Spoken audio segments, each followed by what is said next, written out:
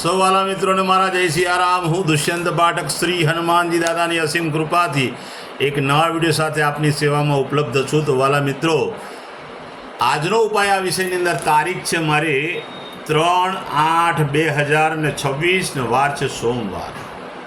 વાલા મિત્રો, જો પંચાંગની વાત કરું તો પંચાંગમાં અષાઢ મહિનો, કૃષ્ણ પક્ષ અને એમાં પણ ઉત્તર ભાદ્રપાદ નક્ષત્ર, શુક્રમાં યોગ, મીન રાશિનો ચંદ્ર અને કર્ક રાશિનો સૂર્ય.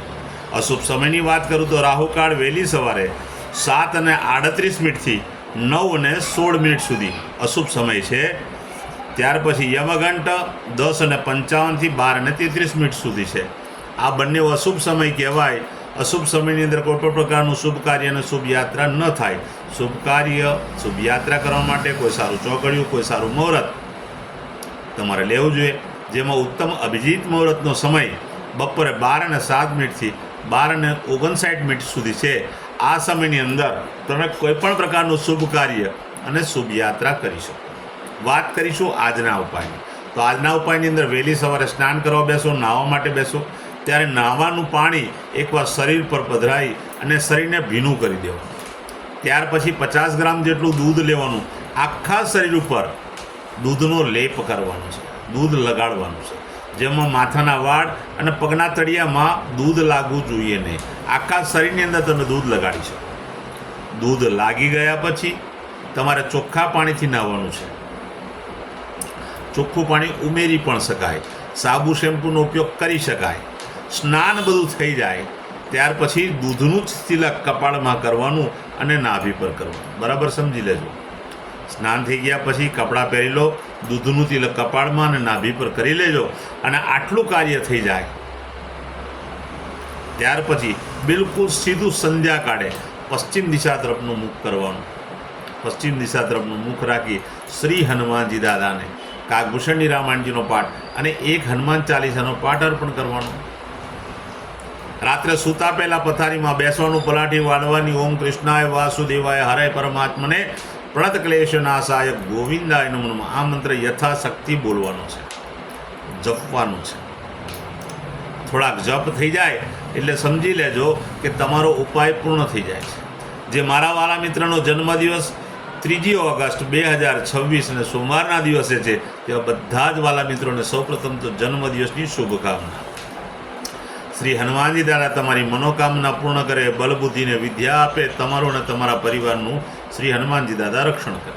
ઉપાયના ભાગરૂપે મેં કહ્યું તે પ્રમાણે સ્નાન, મેં કહ્યું તે પ્રમાણે દૂધનું તિલક કપાળ અને નાભીમાં કરવાનું. આટલું કાર્ય થઈ ગયા પછી તમારે ગૌશાળાએ જવાનું છે. ગૌશાળાએ જઈને સૌપ્રથમ તો ગાયોની પરિક્રમા કરવાની, ગાયોની સેવા કરવાની, ગાયોને લીલું ઘાસનું દાન આપવાનું. અને પછી તમારે ઘરે જે ભોજન બન્યું હોય તે ભોજન ગાયોને અર્પણ કરવું. ગાયોના આશીર્વાદ પ્રાપ્ત થઈ જાય પછી બિલકુલ સંધ્યા કાળે ચણાના લોટમાં બનેલું ફરસાણ અને કોઈ પણ દૂધમાં બનેલી મીઠાઈ નાના નાના બાળકોને, જરૂરિયાતમંદ લોકોને, શ્રમિકોને, ગરીબોને, બ્રાહ્મણોને, વડીલોને તમે ભેટ સ્વરૂપે આપી શકો. બસ આટલું કરી લો, આખું વર્ષ આનંદ સહિત પસાર થશે. વાલા મિત્રો, જેની મેરેજ એનિવર્સરી 3 ઓગસ્ટ 2026 અને સોમવારના દિવસે છે, તો બધા જ વાલા મિત્રો સવારે સ્નાન કરી, વડીલોના ચરણ સ્પર્શ કરી, વડીલોના આશીર્વાદ મેળવી લે. ત્યાર પછી પતિ અને પત્ની બંને ગૌશાળાએ જાય, ગાયોની પરિક્રમા કરે, ગાયોની સેવા કરે, ગાયોને લીલું ઘાસનું દાન આપે. પછી પોતાના ત્યાં ભોજન જે બન્યું હોય તે ભોજન ગાયોને અર્પણ કરે.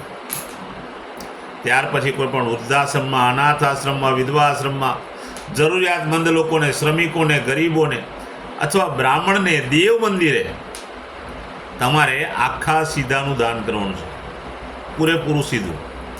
જેમાં દૂધની બનાવટ અને ચણાના લોટની બનાવટ ચોક્કસ હોવી જોઈએ. બસ આટલું કરી લો, પતિ અને પત્નીનું આખું વર્ષ આનંદ સહિત પસાર થશે. મારા બધા વિડીયો યુટ્યુબ પર હોય છે. મારી યુટ્યુબની ચેનલનું નામ છે દુષ્યંત પાઠક. મારી ચેનલને સબસ્ક્રાઈબ કરજો. બેલ આઇકન દબાવવાનું ભૂલતા નહીં, કારણ હું નિયમિત એક વિડીયો મૂકું છું. જો તમે બેલ આઇકન દબાયેલો હશે તો તરત જ તમારા મોબાઈલ પર નોટિફિકેશન આવશે અને તમે તરત જ મારો વિડીયો જોઈ શકશો. એટલે મારી ચેનલને સબસ્ક્રાઈબ કરજો અને બેલ આઇકન અવશ્ય. મારું ઇન્સ્ટાગ્રામ, મારું ફેસબુકનું પેજ, એનું નામ પણ દુષ્યંત પાઠક છે. મારા પેજને ફોલો કરજો, લાઈક કરજો અને પ્રાર્થના કરું છું બધા વિડીયોને શેર કરજો. કેમ?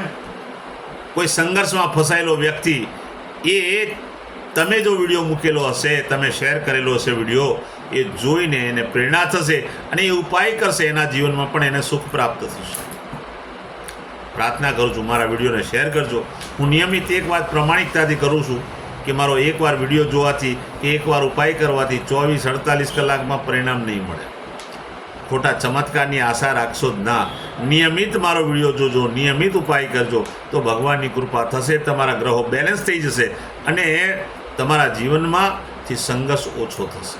નવા વિડીયોમાં ફરીથી મળીશું. આપ સૌને મારા જય સિયારામ.